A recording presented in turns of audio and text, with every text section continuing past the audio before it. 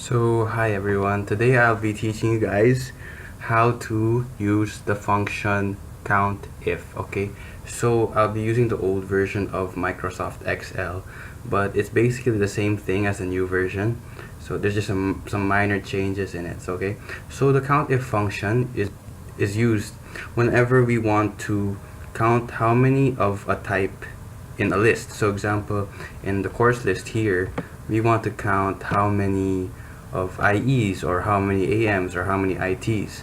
Also, we can say also in the grade list, you want to count how many A's, B's, C's, or F's there are, or even D's. Okay.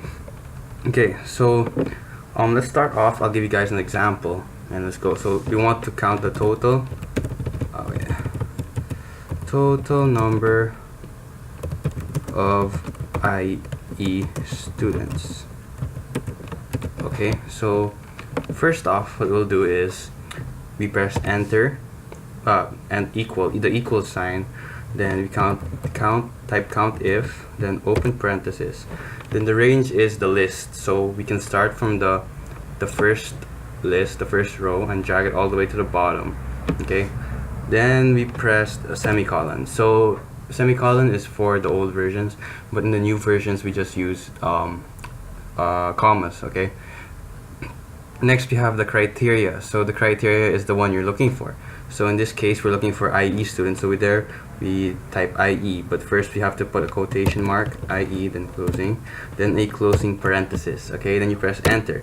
So there we have four IE students. Okay, just to count, we can make this to make sure it's clear, or to make sure it's right, we can count 1 2 3 4, and obviously we can do this manually, but when it comes to like bigger lists, it's gonna be much harder, so that's why this function is there.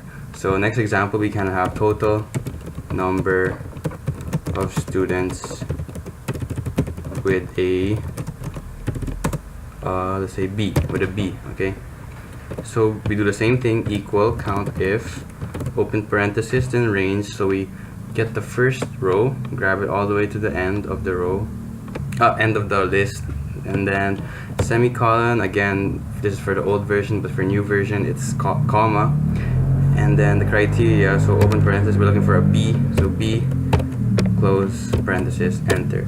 So we have 3 B's, and we can count it 1 2 3. And obviously if this is a smaller table, okay, so in a much bigger table this will really be useful. So thank you guys, and hope you have a great day.